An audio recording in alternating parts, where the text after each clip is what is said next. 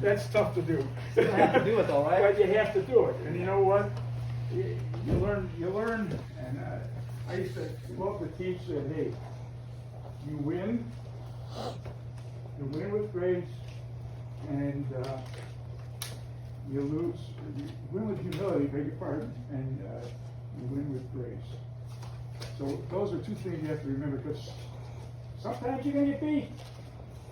That's life, man. You get beat sometimes. But if you understand that when you do get beat, you learn from it. You learn from it. And it's the kind of thing that, what do you learn? In terms of when you're on the mat, what did I do wrong? Was I over-aggressive? Was I under-aggressive? Did I lose it on the mat? That's one thing in the sport, you can't lose it on the mat. You lose it on the mat, you're gonna make mistakes. You're gonna make mistakes. So it has to be under control. Everything you do has to be under control. But hard under control. Things happen like even tonight with the slam. All right, you get the hand of the track. It wasn't your fault, but you were aggressive, and nothing wrong with being aggressive.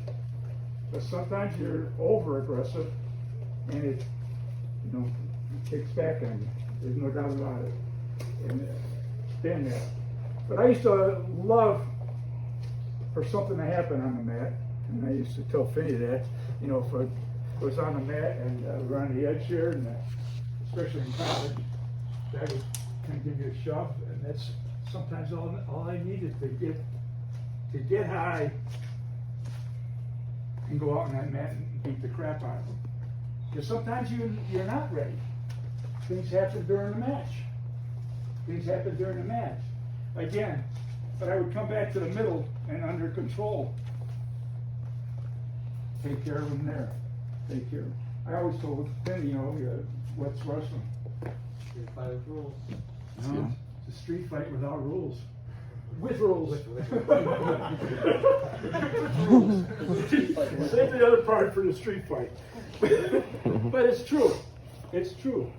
Again, being aggressive is so important. Being aggressive. And that initiates confidence. When you can go out there and show that you're confident, you get on that mat and take care of the guy.